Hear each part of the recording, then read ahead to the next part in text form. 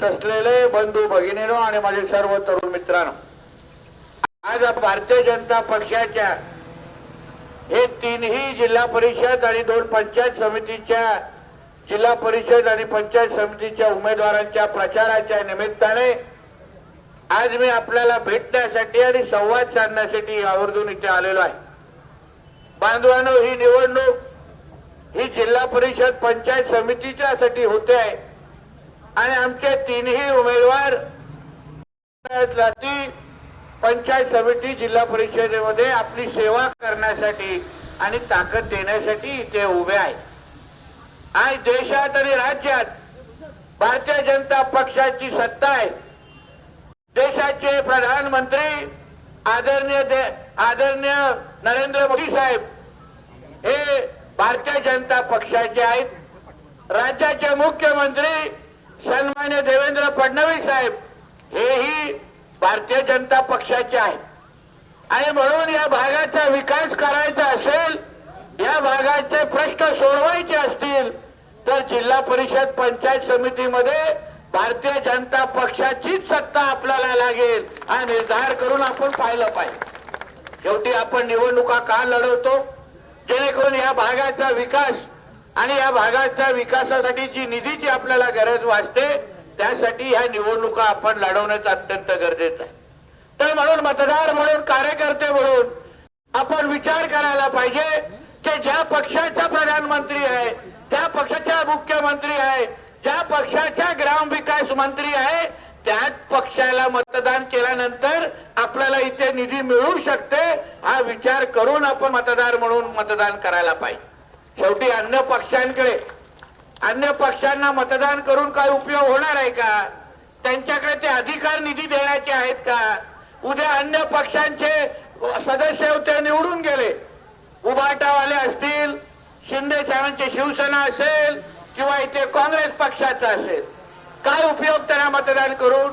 कोण आहे त्यांच्याकडे? मुख्यमंत्री आमचे, प्रधानमंत्री आमचे, ग्रामविकास मंत्री आमचे, म्हणजे जिथे जिथे निधी देण्याचा अधिकार आहे ते सगळे अगर भारतीय जनता पक्षाचे असतील तर सदस्य पण इथे जिल्हा परिषद पंचायत समिती सदस्य पण हे भारतीय जनता पक्षाचेच असले पाहिजे हा विचार तुम्ही सगळ्या जणांनी करायला। शेवटी या भागाचा विकास करण्याची क्षमता आमच्याकडे आहे, ताकद आमच्याकडे आहे। तुम्हाला पाहिजे तेवढी निधी, जसं आमच्या जाधवजी इथे आहेत, आमच्या जिल्हाध्यक्ष इथे आहेत, आज मी स्वतः सिंधुदुर्गाकडून इथे येऊन आमच्या ह्या तिन्ही उमेदवारांना ताकद आणि पाठिंबा देण्यासाठी मी इथे आलेलो आहे। मी तुम्हाला विश्वास देतो 9 तारखेला माझ्या ह्या तिन्ही भारतीय जनता पक्षाच्या उमेदवारांना तुम्ही फक्त आशीर्वाद द्या।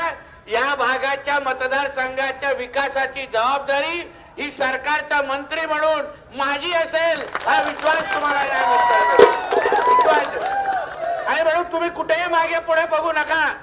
हे बाकीचे पक्ष यांच्याकडे काय अधिकारच नाही हो।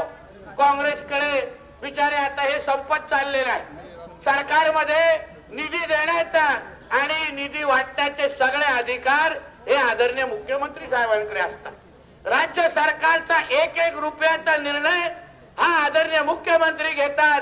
बाकीचे कुठलेही आम्ही मंत्री असो त्यांना जोपर्यंत मुख्यमंत्र्यांची मान्यता नसेल, मुख्यमंत्र्यांची शेवटची सही नसेल तोपर्यंत 1ही रुपयाची निधी मिळू शकत नाही।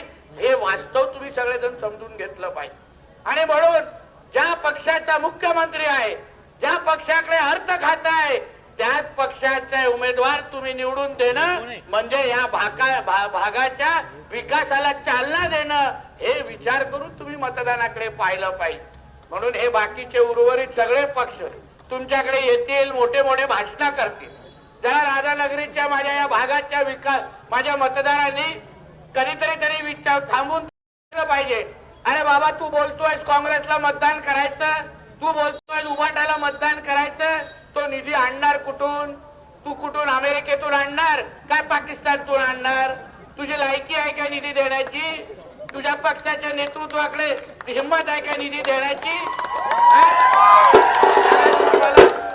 जरा विचारा, माझ्या स्टाईलनी जरा उत्तर बघा काय होतं। आपण आपला कोल्हापूर लगेच आल्या जसा फेटा बांधतो ना ताटात विचारला पाहिजे, या बाबा मतदान मागायला येतोस, तुझ्या खिशात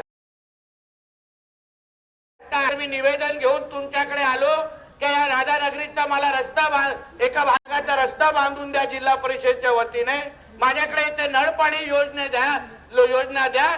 तू कोणाकडे मला घेऊन जाशील? किती निधी तू मला देऊ शकशील? तुझ्याकडे नेते आहेत. मुख्यमंत्री तर भारतीय जनता पक्षाचा आहे, ग्रामविकास तर भारतीय जनता पक्षाचा आहे. तो तुझ्याकडे येऊन काय मी गोट्या घ्यायला तुला काय मतदान करू काय? म्हणून आपलं अमूल्य मत आपण विचार तारखेला दिलं पाहिजे. तुम्हाला या भागाचा खऱ्या अर्थाने विकास करायचा असेल तर कमळ चिन्हाच्या शिवाय दुसरा पर्याय नाही, हा विचार करून तुम्ही या उपले मतदान करायला पाहिजे. आणि म्हणून या निमित्ताने मी आवर्जून आमच्या सिंधुदुर्गातून आलेलो आहे. आमच्या सदस्याने आणखी काल जिल्हाध्यक्षांनी मला सांगितलं की नितेशजी तुम्ही इथे यायला. मी लगेच आलो. सकाळचे सगळे कार्यक्रम रद्द केले. मला आता सिंधुदुर्गामध्ये भरपूर हवा भरली आहे, थोडी इथे हवा भरण्याची गरज आहे. आमच्याकडे तर सिंधुदुर्गामध्ये आम्ही 25 जाधव साहेब 25 जिल्हा परिषद पंचायत समितीच्या सदस्यांना बिनविरोध करून टाकलेला आहे आणि त्याला जिंकून टाकले. म्हणजे समोर या उभाटा फवाट्याकडे उमेदवार पण माझ्या समोर नाही. तुम्ही पण ऐकता आमच्या बॉर्डरवर आहे सिंधुदुर्ग काय, राधानगरी काय. आमचे खूप लोक तुमच्या इथे येतात, पर्यटनाच्या निमित्ताने येतात. तुमची बाजारपेठ आणि माझ्या फोंडाची बाजारपेठ एकच आहे, आपण वेगळं नाही. म्हणजे जेवढं माझा फोंडा आणि सिंधुदुर्गावर लक्ष आहे तेवढंच हे राधानगरीवर पण असेल, हा शब्द मी तुम्हाला विश्वास देऊन जाणार. फक्त तुम्ही माझं आमची ताकद, आम्हाला इथे विकासाची अगर तुम्हाला संधी द्यायची आहे, विकासाचा अधिकार द्यायचा आहे, तर आम्हाला इथे जिल्हा परिषद पंचायत समितीचे उमेदवार तुम्हाला निवडून द्यायला लागते. मी त्या भागाचा आमदार आहे, पण या भागाचा विकास मला करायचा असेल तर मला आमच्या जिल्हा परिषद सदस्य पंचायत समिती सदस्यांच्याच माध्यमातून मला इथे मी विकास करू शकतो. आणि मग एकदा 9 तारखेला हे माझे तिन्ही शिलेदार निवडून आल्यानंतर तुम्ही फक्त विकासाची जबाबदारी आमच्यावर टाकायची. यांच्या हातात फक्त निवेदन द्या, हातात पाहिजे तेवढी निधी मागा. देवेंद्र फडणवीस साहेबांचा लाडका मंत्री आहे, पाहिजे तेवढी निधी देण्याची जबाबदारी माझी. पाहिजे तेवढी निधी मी तुम्हाला देईन, चिंता करू नका. ब्लँक चेकवर कसा आकडा लिहितो तसा निवेदनाच्या खालती आकडा लिहून टाका, काय हरकत नाही. आणि म्हणून या निमित्ताने आपल्याला विनंती करेन, आज प्रचाराचा शेवटचा दिवस आहे, 10 वाजेपर्यंतच आहे. आणि म्हणून आपल्याला विनंती करेन, कमळ चिन्ह हे जसं देश आणि राज्य चालवत आहे तसं तुमच्या जिल्हा परिषदेवर उद्या जेव्हा भारतीय जनता पक्षाचा अध्यक्ष बसेल तेव्हा राधानगरीला पण भारतीय जनता पक्षाचाच जिल्हा परिषद आणि पंचायत समिती बसला पाहिजे, हा निर्धार करून तुम्ही सगळ्या मतदारांकडे आणि जेवढे मतदार मला ऐकतायत त्या सगळ्या मतदार बंधू भगिनींना मी विनंती करेन, आमच्या हे जिल्हा परिषद आणि पंचायत समितीच्या तिन्ही उमेदवारांना कमळ चिन्हाच्या समोर बटन दाबा. ह्यांना मतदान म्हणजे देवेंद्र फडणवीस साहेबांना मतदान, कमळ चिन्हाला मतदान म्हणजे आदरणीय चंद्रकांत पाटील साहेबांना मतदान. या कमळ चिन्हांना मतदान म्हणजे तुम्हाला तुमच्या भविष्य घडवण्यासाठी मतदान. एवढं मी ह्या निमित्ताने आवर्जून सांगतो. इथेच थांबतो. तुम्ही मला संधी द्या. आज जसं तुमच्या मिरवणुकीसाठी आलो, माझ्या आज तिन्ही शिलेदारांना जिंकवा. 9 तारखेला परत एकदा इथे फटाके फोडण्यासाठी मी येईन, हा विश्वास तुम्ही मला ह्या निमित्ताने दिला पाहिजे. इथेच थांबतो. तुमची रजा घेतो. जय हिंद, जय महाराष्ट्र. आणि एकदा होऊन दे. जय जय श्रीराम, जय जय श्रीराम. भारत माता की, भारत माता की वंदे.